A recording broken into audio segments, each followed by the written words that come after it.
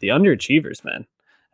We talked about them last year with After the Rain, which we panned a little bit. We weren't so high on it. I think our main criticism, if I'm remembering correctly, was mostly that the music was just very middling. Like it didn't have a ton of energy. We felt like they didn't really know which direction they wanted to go in with the album, and for that reason, it kind of came out very mediocre.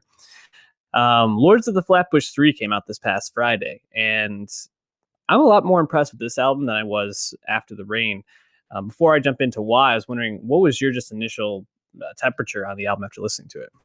Yeah, and as you said, I think the reason we didn't really like After the Rain, and I've been a UA fan a long time, heard all their stuff, and After the Rain stood out for being really their first project of any kind to really try and be a much more lyrical project. Not to say they haven't had lyrics, they've always had good bars, and that's certainly the case now, but farming out some hooks from guests, which is pretty uncommon for them, and making more moodier songs, as the title might suggest, was definitely a new direction for them. But as you said, I just didn't think it landed. So Lords of Flatbush 3, the third in a Flatbush series of tapes they've had.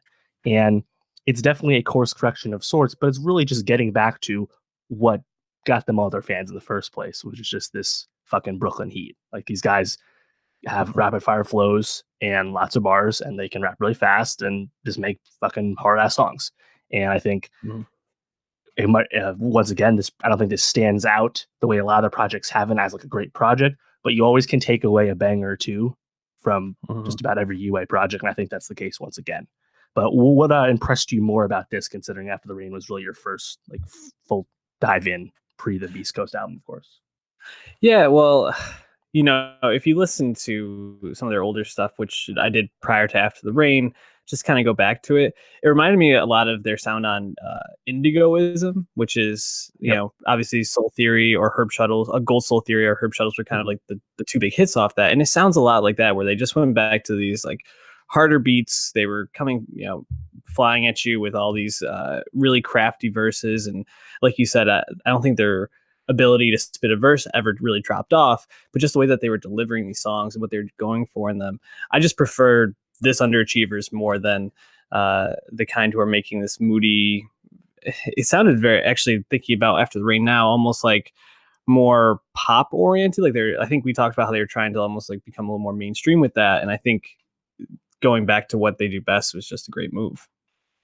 Yeah, absolutely. And it's interesting because since After the Rain, of course, we had the Beast Coast album, which we reviewed, and Issa and AK are only just a small part of that, obviously being a duo out of this bigger collective. But there are some moments on Escape from New York, the Beast Coast album, that you see them trying new things. I think Issa in particular really stood out on that album to me. Like Snow in the Stadium, for example, was a Jamaican Caribbean reggae inspired song, and you hear Issa using that kind of inflection and delivering a flow. You never really heard that from him, right? And then you still get like the bangers that we always expected from them on songs like Distance. Can't Hear You Talk, I Speak Guapanese is probably the most fan favorite of all the bars off the Beast Coast album.